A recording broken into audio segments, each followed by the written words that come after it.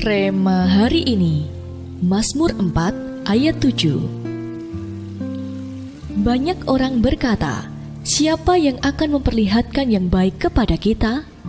Biarlah cahaya wajah-Mu menyinari kami, ya Tuhan.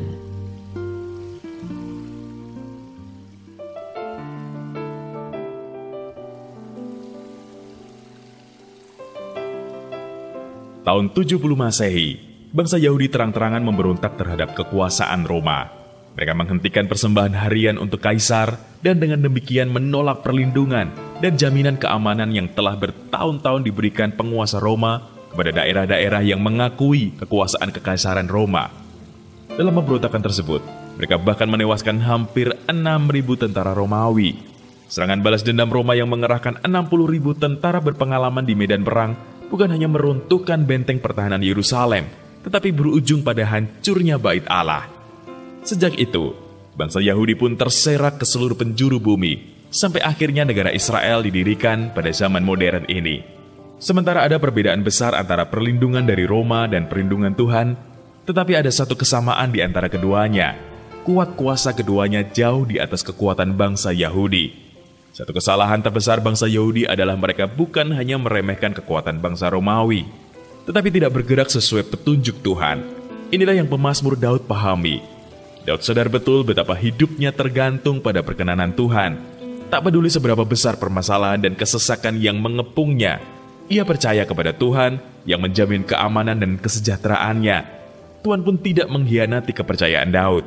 Ia mengangkat Daud dari seorang penggembala yang nyaris dilupakan menjadi raja yang paling berpengaruh dalam sejarah raja-raja Israel. Seperti Daud, hendaknya hidup kita pun berkenan di hati Tuhan, sehingga cahaya wajahnya senantiasa menyinari hidup kita. Saat wajah Tuhan menyinari hidup kita, segala berkat dan anugerah melimpahnya pun akan menyertai setiap langkah kita sepanjang hidup kita. Itu sebabnya, jangan remehkan momen doa berkat sebelum ibadah selesai. Momen yang sangat penting saat Tuhan tengah menyinari kita dengan wajahnya. Momen ketika Tuhan Yesus sendiri yang sedang mengangkat tangannya untuk memberkati hidup kita.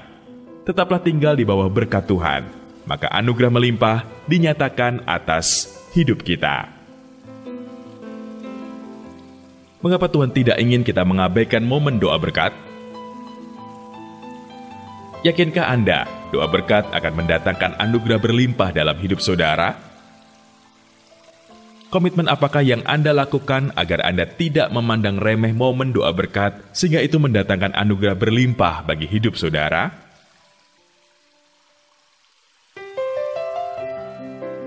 Bapa yang baik, terima kasih atas berkat-berkat dan anugerah-Mu sepanjang hari ini.